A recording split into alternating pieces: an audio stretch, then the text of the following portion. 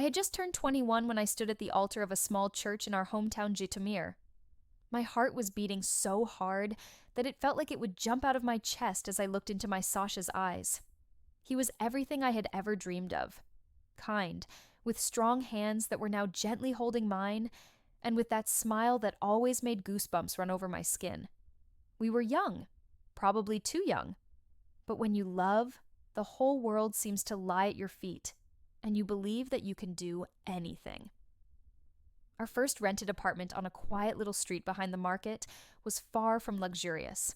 A simple one-room flat with an ever-creaking parquet floor and a tiny kitchen where a faint aroma of freshly brewed coffee always floated. But it was our home. Sasha would come back from the car repair shop smelling of gasoline and motor oil, but he always found the strength to hug me, kiss the top of my head, and whisper, "You're the only one for me, Lil." And I believed him. I did manicures at home, welcomed the neighbor girls, sometimes created more complicated designs. Life was simple, but it was our life. When I found out I was pregnant just a few months after the wedding, Sasha's face lit up like that of a child who saw a long-awaited gift under the Christmas tree. He lifted me into his arms, spun me around the room, laughing and already imagining how we would arrange a corner in the bedroom for the baby. Our daughter Anechka was born when I was 22. A tiny bundle with big brown eyes, just like Sasha's. The first months merged into one endless sequence of sleepless nights and boundless joy. Sasha turned out to be an amazing father. He rocked Anichka, singing funny lullabies that made me quietly giggle. We were a family, and I thought nothing could break us. But life knows how to bring surprises. Sasha began to get more tired than usual. At first we blamed it on long shifts at the workshop, on the stress of having a baby. But then came visits to doctors, tests, and those words I will never forget. Leukemia, they said. Aggressive. We fought. My God, how we fought. Sasha underwent treatment. His strong body was wasting away, but his spirit did not break. He held my hand even when he could barely lift it and whispered, "Everything will be fine, Lil. With you and Anechka, I promise." He passed away on a quiet Tuesday morning, shortly before Anechka's first birthday. I sat beside him, holding his hand when his breathing slowed and stopped. The world went silent. I did not cry right away. I was too shocked, too empty. It was as if someone had torn out a piece of my soul, leaving a gaping void. Anechka slept in her crib. Not knowing that her daddy was gone, I didn't know how to go on living, but I had to, for her. The days after Sasha's death drifted by like in a fog. I moved like a ghost, fed Anechka, changed her diapers, tried to smile when she babbled in her baby language. The neighbors in our small apartment building were kind. They brought borscht and pastries, expressed condolences, but their words sounded like noise. I was drowning, and no one could pull me out. No one but Vitalik. Vitalik lived next door, in the apartment across the hall. A quiet man of maybe 30-something, with a careless stubble and a habit of keeping to himself. I had seen him fixing his old Volga car in the yard, or taking out the trash. We had never spoken, only exchanged polite nods. "Good guy, your Sasha," he once said, helping him carry a heavy box. "Not talkative, but you can see he's reliable."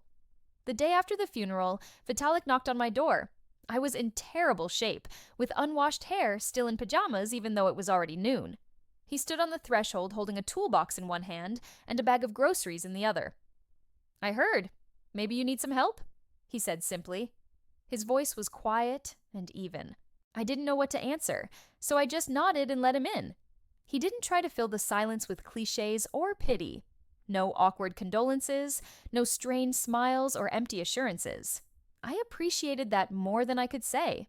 Instead, Vitalik silently rolled up the sleeves of his old denim shirt and fixed the leaking kitchen faucet, the same one Sasha had promised to repair on the next weekend that never came. The steady sound of clicking tools, and finally, the stopped dripping of water felt strangely soothing, like an island of order in the middle of my chaos. After that, he took out milk, eggs, bread, baby food for Anechka from the bag, and placed everything on the table with quiet efficiency. No dramatic gestures, no advice about how I should take care of myself. He just did what needed to be done. He even arranged the groceries in the cupboard without asking. putting the cereals where I could reach them and the cookies lower so that Anechka could grab them herself when she got older. Before leaving, he turned to me and said with a softness in his voice I didn't expect from him, "If you need anything, Lil, I'm here. Anytime. Okay?" I managed to nod. My voice was barely audible. "Thank you." The words felt so small, but his slight smile told me they were enough. Something in his presence felt like support, something real I could hold on to while the rest of my world blurred and slipped through my fingers. Grief has a way of making everything distant, as if you're looking at life through thick, cloudy glass. But Vitalik's quiet kindness had weight, something grounding.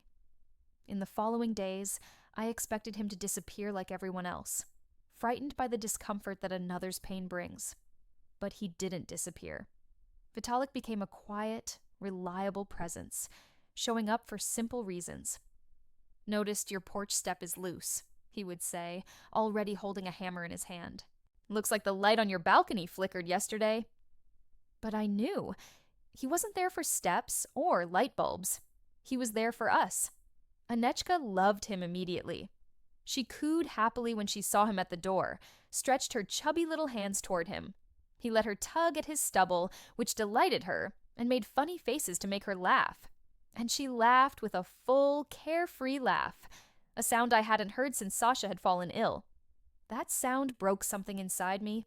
Something buried under grief and exhaustion flickered again. And yet, Vitalik never crossed the line. He never asked about what I wasn't ready to share.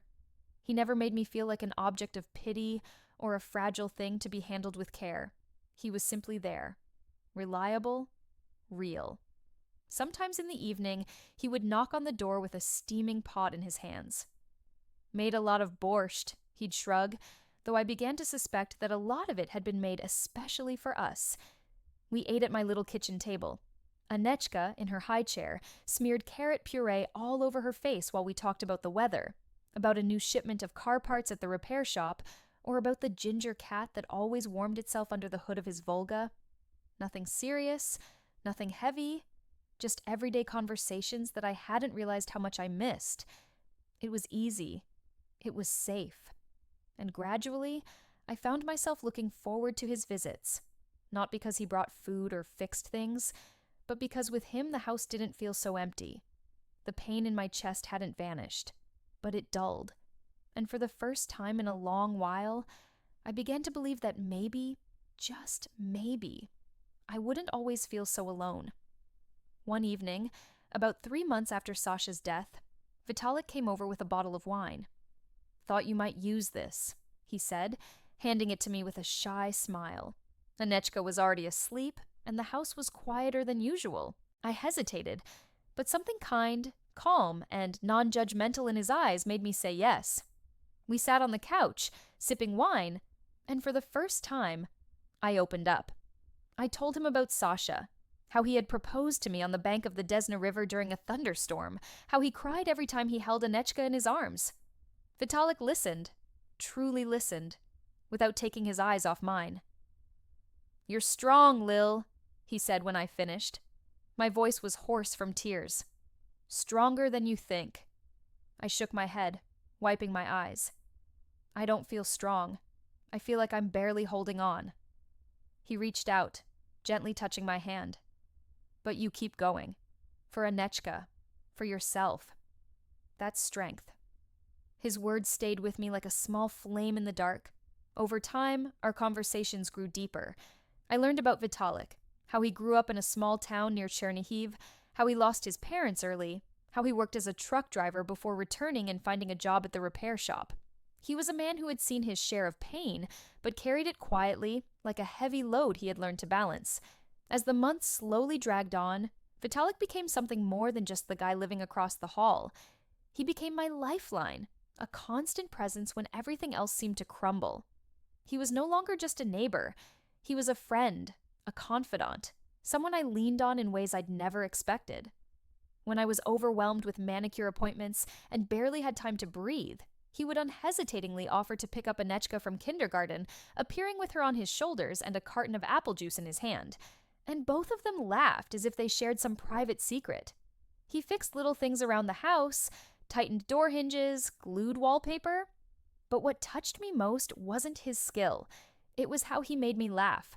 A genuine, full, deep laugh that caught me off guard and left tears in my eyes, not from sadness, but from joy.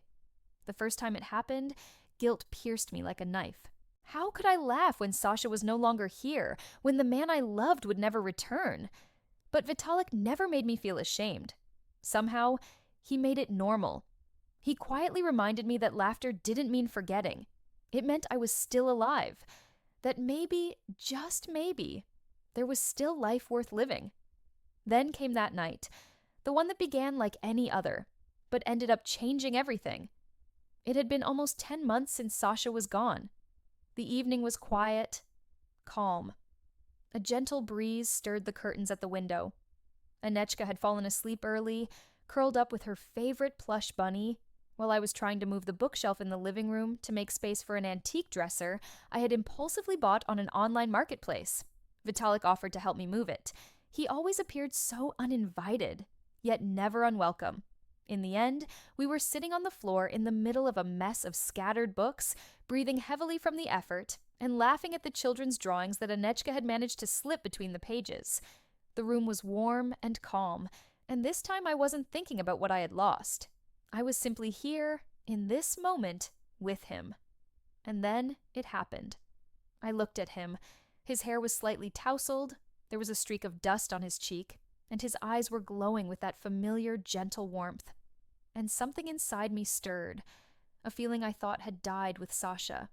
Desire, longing. My heart jumped as if it had been awakened.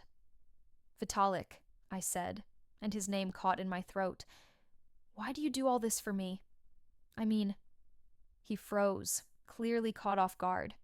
He rubbed the back of his neck, nervously embarrassed. I knew that gesture well. "Because you matter, Lil," he said quietly but steadily. "You and Anechka. You matter to me. I care about you more than I probably should." The room seemed to change.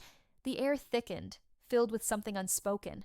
I could hear my heartbeat pounding in my ears, and then, without planning it, without even fully realizing it, I leaned in. Our lips met. At first, softly and uncertainly, as if we were both testing the boundaries of something fragile. For one held breath of a moment, I thought I had crossed a line I could never undo, but then he kissed me back, gently, and then with a kind of depth that nearly broke me. It wasn't rushed or desperate. It was like opening a door I hadn't known was still locked. A kiss that whispered, "I see you. I'm here. You're not alone." When we finally pulled away, I felt dizzy, unsure, but strangely alive. "I'm sorry," I whispered. My cheeks were burning. "I didn't mean to." "Don't apologize," he interrupted softly. His thumb brushed against my hand. "I've wanted this for a long time." My heart froze in my chest. This was Vitalik, the man who had helped me piece my life back together, who had never asked for anything in return. "What are we doing?" I asked, more to myself than to him, barely able to meet his eyes. He reached out, interlacing his fingers with mine. "Whatever you want it to be," he said. "I'm here, Lil, for whatever you need, for as long as you need." And just like that, something changed within me. The grief didn't vanish, but for the first time in a long while, it made space for something else. Something new, something quiet, cautious, beautiful, and hopeful. That night we didn't go any further, but a seed had been planted. And over the following weeks, our connection deepened. We stole moments, quiet conversations after Anechka had fallen asleep, secret kisses when no one was looking. It felt like a secret, something fragile and precious. But I was afraid of betraying Sasha's memory, afraid of what it meant to feel again. One evening, Vitalik came with a bouquet of wild daisies he had picked in the meadow behind our house. "For you," he said, handing them to me with that shy smile of his. I took the flowers, my heart pounding, and before I could overthink it, I blurted out, "Vitalik, I'm lonely. Not just for company, You understand." He didn't flinch, didn't look away. "I know," he said quietly. "If you ever need me for anything, I'm here. No pressure, no expectations, just, I'm here." His words hung between us, heavy with meaning. I felt a rush of warmth mixed with something else. Desire, maybe, or simply the need to feel alive again. "And what if I say I want you now?" I asked in a trembling voice. His eyes searched mine, making sure I truly meant it. Then he stepped closer. His hand touched my cheek. "Then I'm yours," he said. That night, everything changed. It wasn't sudden, or hurried, or wild.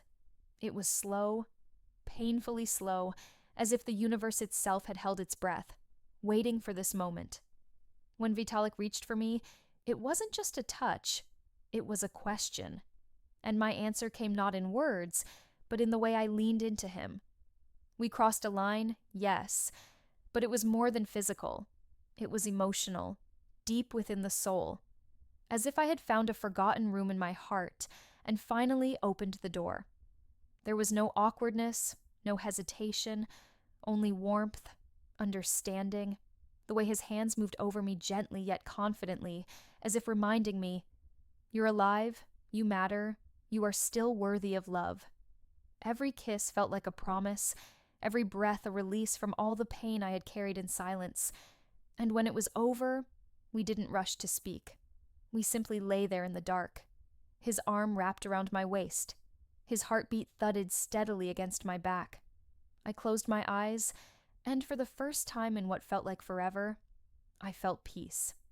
Not the kind that comes from forgetting, but the kind that comes from finally allowing yourself to feel.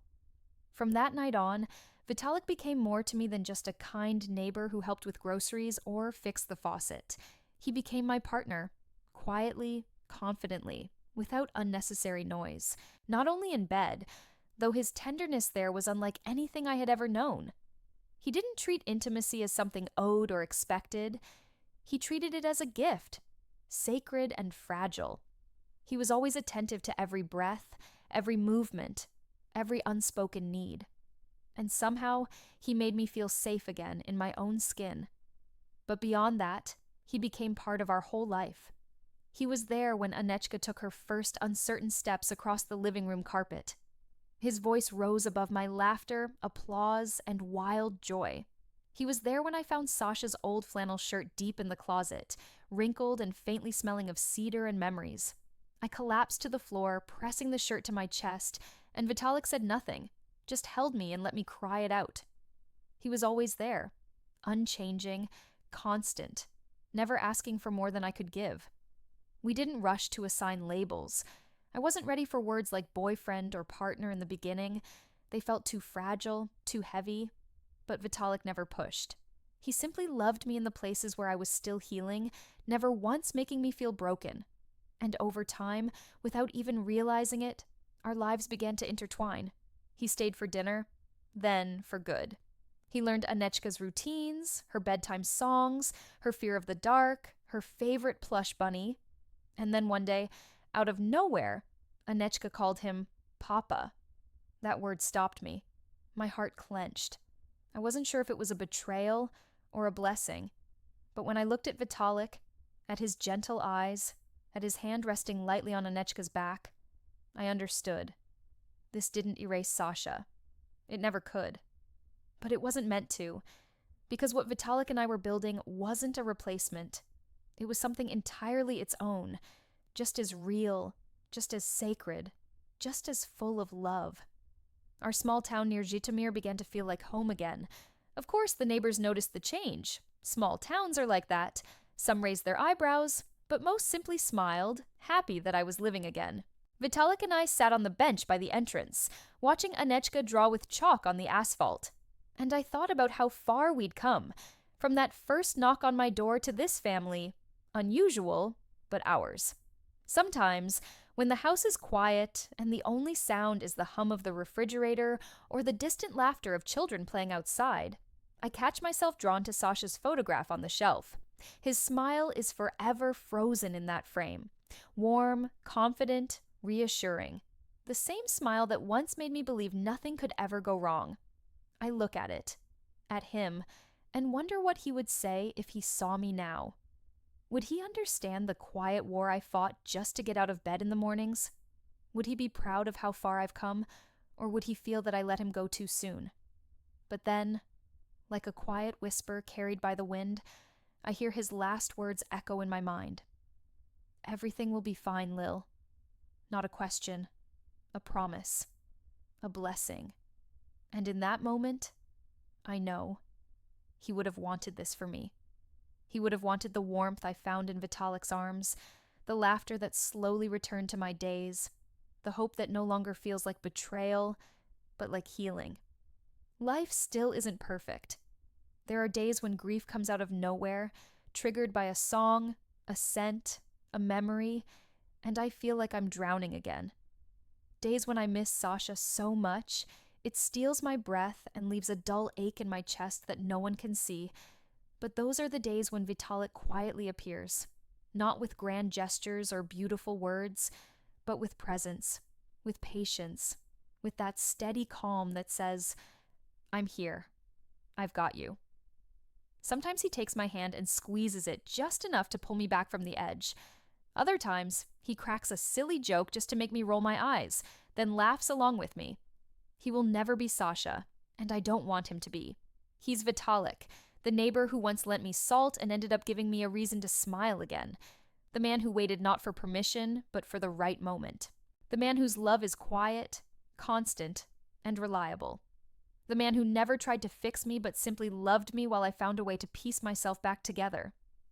Now, as I sit on the bench with a cup of tea, watching him teach Anechka to ride an old tricycle in the yard, her laughter ringing like little bells in the wind, I feel what I once thought I had lost forever. Peace, joy, a gentle happiness that doesn't erase the past but grows from it. And in that moment, I know with absolute certainty, I am no longer just surviving. I am living, truly living. One evening, when Anechka was already sleeping soundly, wrapped in her favorite blanket with cars on it, Vitalik came to me with an unusual proposal. We were sitting in the kitchen, drinking herbal tea, and he casually said, Lil, remember you told me how you love old photographs? I nodded, recalling the evenings with Sasha when we used to look through yellowed photos from his childhood. I always loved discovering the version of him I had never seen. Well, he said, I have something here. Vitalik pulled an old leather folder from his backpack. It looked like it had seen a lot. Opening it, he showed me a stack of black and white photographs. They were pictures of his family, of himself as a child, of his parents. But among them were other portraits, people I didn't recognize, taken, it seemed, a very long time ago. These are my grandfather's photographs, Vitalik explained, noticing my interest. He was passionate about photography, and this is his model. In one of the photographs, there was a young woman with long dark hair, dressed in a lace blouse with a high collar. Her gaze was both modest and piercing. Something in that photograph caught me. Vitalik noticed my attention. He photographed her often. He said she had very expressive eyes and beautiful hands. He said the last phrase in a particular way, and I felt a faint blush on my cheeks. He flipped through a few more photos. In one of them, the same woman's hands were shown close up, holding an open book. Her fingers were long and slender, and on one of them, I noticed an elegant silver ring. You know, Vitalik said quietly, without taking his eyes off the photo, I've always liked women's hands, especially when they're doing something, or when they touch gently. I felt goosebumps run down my back. His gaze slid over my hands lying on the table. I instinctively clenched my fingers. The evening began to feel different. More intimate, somehow. We looked through the photos for a long time, and Vitalik told stories connected to them. I learned about his family, his past, his way of seeing the world. And the more I learned about him, the stronger I felt that there was some special connection forming between us, something beyond simple friendship or even romantic affection. There was something mesmerizing in it. Later, when Vitalik was about to leave, he lingered at the door. Lil, he said, his voice a little husky, I was thinking, maybe you'd let me photograph you sometime. Like your grandfather did with his model? My heart began to beat faster. I didn't know what to say. The suggestion was unexpected, but somehow thrilling. I'll think about it, I whispered, trying to hide my nervousness. He smiled that quiet, understanding smile of his. All right. Good night, Lil. After he left, I couldn't fall asleep for a long time. Images from the old photographs circled in my mind, the gaze of that unknown woman, Vitalik's quiet voice, his glance sliding over my hands. Something was changing between us. Something elusive but tangible. A few days later, Vitalik brought up the photos again. He brought his old camera, worn but seemingly still functional. Maybe we should try, he asked, looking at me hopefully. I hesitated. The idea both attracted and slightly frightened me. But something in his eyes, in his quiet enthusiasm, pushed me toward saying yes. We started with simple portraits.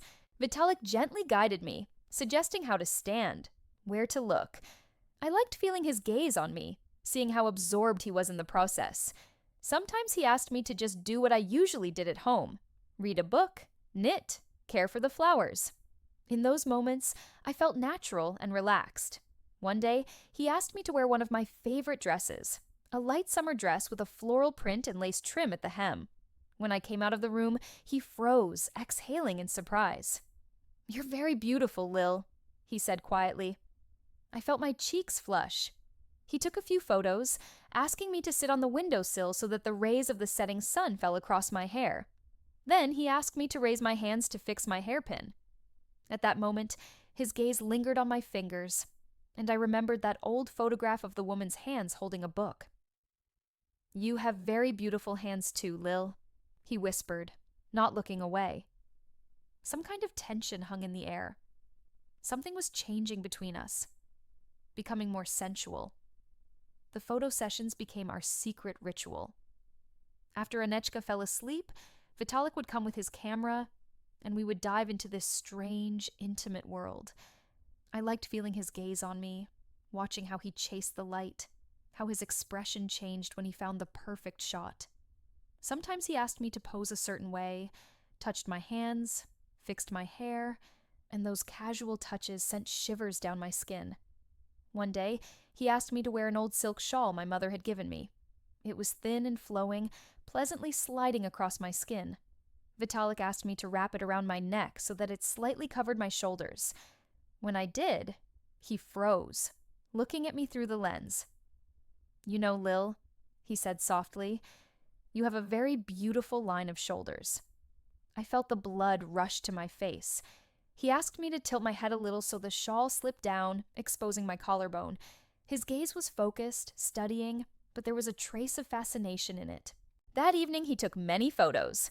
In some, I looked straight into the camera. In others, I turned away, hiding my face behind the shawl. There were shots where only my hands were visible, playing with the silk fabric.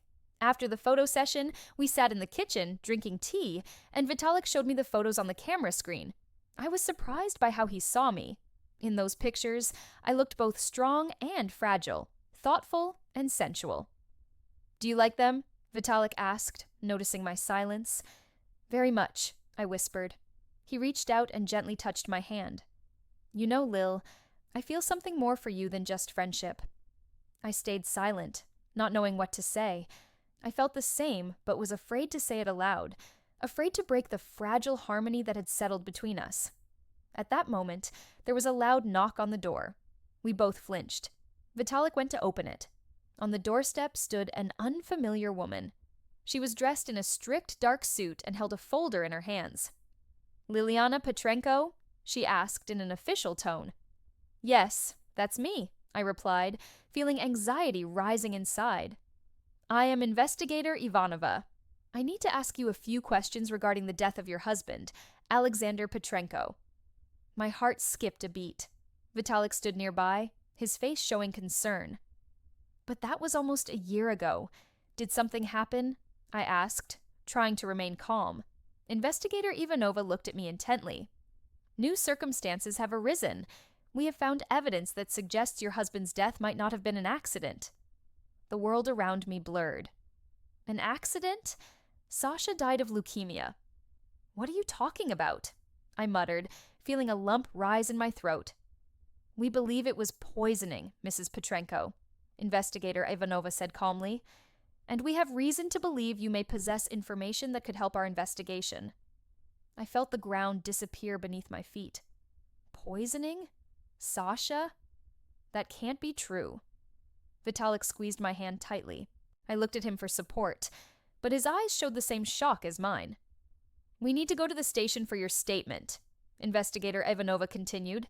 Her gaze shifted from me to Vitalik. You'll come with us, Mrs. Petrenko. I couldn't move. Fragments of memories flashed in my head. Sasha's face, Vitalik's, Anechka's. What's happening? Why now? Let's go, Lil, Vitalik said quietly, not letting go of my hand. I nodded, as if in a dream. Investigator Ivanova stepped out onto the landing, waiting for us. Vitalik led me forward. As we passed the mirror in the hallway, I caught a glimpse of my reflection. Pale face, eyes wide with terror. Outside, a police car was waiting for us. The investigator opened the back door. Vitalik helped me in. He was about to sit beside me, but Ivanova stopped him. You'll stay here, she said firmly. We only need Mrs. Petrenko. The door slammed shut, and the car started moving, carrying me into the night and the unknown. I turned back and saw Vitalik standing on the sidewalk. In his eyes there was worry, and something else, a strange, unreadable expression. What did it mean? Who poisoned Sasha, and what did I have to do with it?